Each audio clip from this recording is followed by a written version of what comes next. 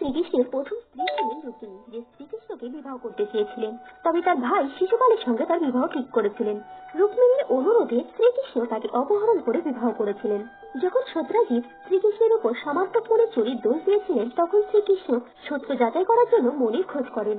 মণি ছিল জাম্বুবানের কাছে, যার কারণে দুজনের মধ্যে ভীষণ যুদ্ধ হয়। তবে যখন জাম্বুবান জানতে পারেন শ্রীকৃষ্ণ বিষ্ণু অবতার, তখন জাম্বুবান সেই মণি সহ তার কন্যা জাম্বুবতীকে শ্রীকৃষ্ণের সঙ্গে বিবাহের জন্য অনুরোধ করেন এবং তাদের দুজনে বিবাহ হয়। এরপর যখন সামান্তক মুনি শ্রীকৃষ্ণ সত্যজিৎকে ফেরত দেন, তখন সত্যজিৎ নিজের ভুল বুঝতে পারেন এবং তিনি তার কন্যা সত্যভামার সঙ্গে শ্রীকৃষ্ণের বিবাহ দেন। আর সত্যভামা ছিল শ্রীকৃষ্ণের তৃতীয় স্ত্রী। শ্রীকৃষ্ণের চতুর্থ স্ত্রী ছিলেন কালিন্দা।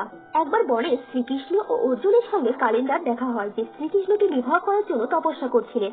এখানে কি ভগবান শ্রীকৃষ্ণ কালিন্দাকে বিবাহ করেন। শ্রীকৃষ্ণের পঞ্চম স্ত্রী ছিলেন মিত্রবৃন্দা, যিনি শ্রীকৃষ্ণকে অত্যন্ত ভালোবাসতেন। তবে তার ভাই তার বিরোধিতা করেন। ওই কারণে শ্রীকৃষ্ণ মিত্রবৃন্দাকে তার স্বয়ংবর থেকে হরণ করে বিয়ে করেছিলেন। শ্রীকৃষ্ণের ষষ্ঠম স্ত্রী ছিলেন সত্তা, যে শ্রীকৃষ্ণকে ভালোবাসতেন।